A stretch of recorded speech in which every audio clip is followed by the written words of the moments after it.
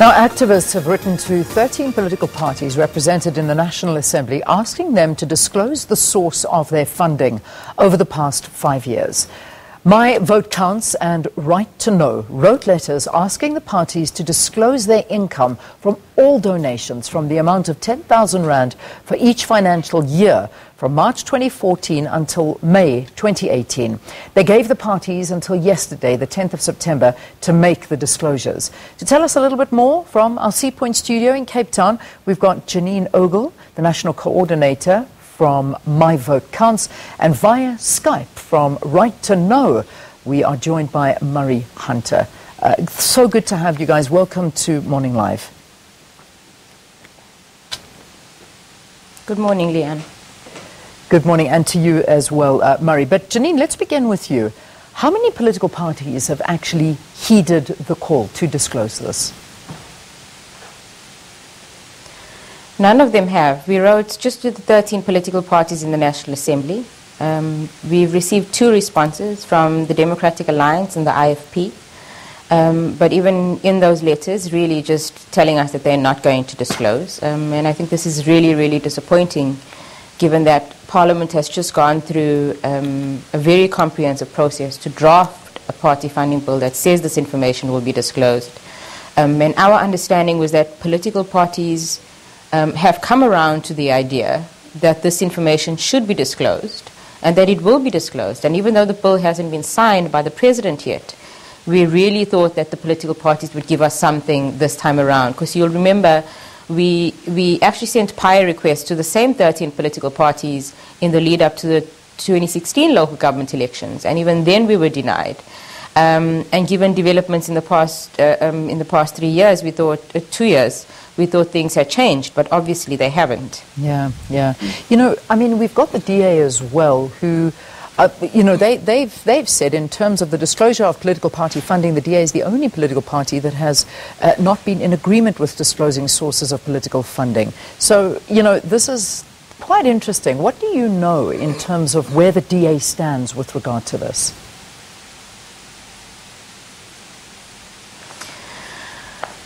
Well, I mean, the DA has, in their letter to us last week, they've said they are not going to disclose until a framework has been put in place, a framework that will come out of the party funding bill when it becomes an act, that will, well, I suppose, guide all political parties as to what information should be recorded and how it should be disclosed and when it should be disclosed.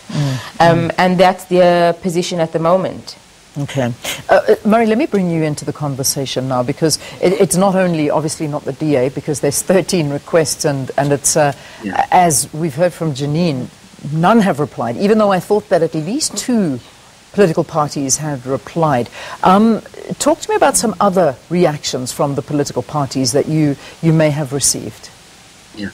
Look, in fact, I would echo what Janine has said, which is that it's a deeply disappointing non-response. Of the 13 parties that are in Parliament, 2 have outright refused our request, and the rest have simply ignored them. They have failed to respond. You know, to some extent, I think that the DA's refusal to release this information is not surprising. But one of the important things, and really the bitterness of these last few years, is that we've heard all of the other political parties making the right political noise. They say, we understand that this information is important. We understand that we are in support of transparency. But none of them actually have walked the walk. None of them have taken any steps, any meaningful steps to make this information available to the public. And what we appear to see is a game to play for time. We see that every possible step that could be exercised to postpone the legislation in the lead up to 2019, to postpone any release of information, has certainly been exercised by all of the parties that we seem to be dealing with. So that is very disappointing. Yeah. So, okay, as Janine had said, the request was based on a recent Constitutional Court judgment which confirmed that the private funding of political parties and independent candidates must be made reasonably accessible. So you still want parties to disclose funding via trusts, individuals, corporate entities at national, provincial and regional level. Is this correct? Correct. Why do you think it's important? I think there's a number of things at play here. The first is that just understanding, I think the big thing that people think about is that knowing where the money comes from is often an important avenue to understanding where corruption happens. So we see so many of the major political scandals or corruption scandals in South African history are actually scandals relating to how political parties get their money. And that's true of the arms deal. It's true of all kinds of subsequent many different sort of tender fraud scandals that people would be familiar with. So firstly, that's the big thing, is understanding who pays political parties to get direct favors. But there's a more important element, which is about understanding what sorts of organizations political parties are. I mean, who are their friends? How do they raise their funds? Who are their networks? And it's not just about illegal acts, but actually understanding how these political parties are engaging with our democracy. And a big part of that is how they're raising funds. And the courts have really determined that information is crucial for citizens to actually exercise a vote meaningfully. Because for a vote to be meaningful, it needs to be an informed vote.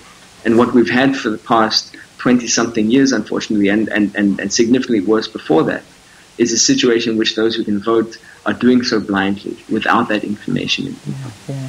So, Janine, let me bring you back into the conversation here. As we mentioned, so none have disclosed, but some political parties, or 11 of them didn't even bother to write you a letter. But the DA and the IFP did respond. They said that they don't want to disclose their funding, saying that the request for the funding has to date back to March 2014 until May 2018.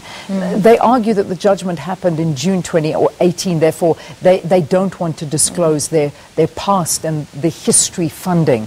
I mean, would you accept any kind of model of their funding, even if it was for just this year alone?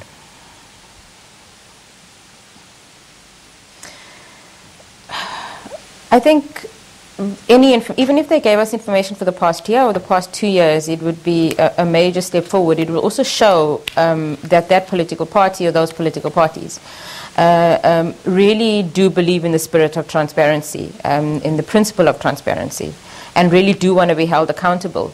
The context for us in writing this letter, yes, we've quoted from the My Vote Counts Constitutional Court judgment. But we haven't based that on the judgment. We haven't based our request on the judgment. We are basing our request to the political parties on the fact that in our Constitution, the right to access information in order to exercise or to protect another constitutional right is enshrined in our Constitution. And that other right that we are talking about here is the right to vote. And we believe that the right to vote is the right to make an informed vote. And therefore what we are doing is that we are relying on the Constitution directly and saying the Constitution, if you read our rights to access to information and our rights to vote together, allows for us to access this information. This information sits with the political parties, and therefore we can only get it from the political parties. So this is not about whether or not the party funding bill has been signed yet, although we really, really wish the President would sign it as soon as possible. And even though we've quoted from the judgment, this is not about the judgment, so we don't accept political parties saying we cannot ask for information for the past 5 years because the judgment just came out a few months ago.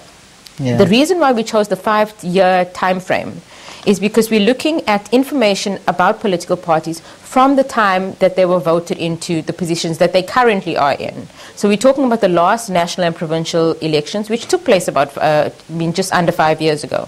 And that's why we've asked for information for the past 5 years. Political parties have already started talking about what their policies are, what their stances are on very topical issues in the country, where they stand on race, where they stand on BEE, where they stand on the land issue at the moment. And this is about us getting to know political parties. However, information about where they accept funding from, where they choose to accept funding from, is just as important for the voters and the electorate to know where political parties stand, who, as Murray correctly said, who their friends are. And we need this information before we it's in a way, it's a way of holding them accountable.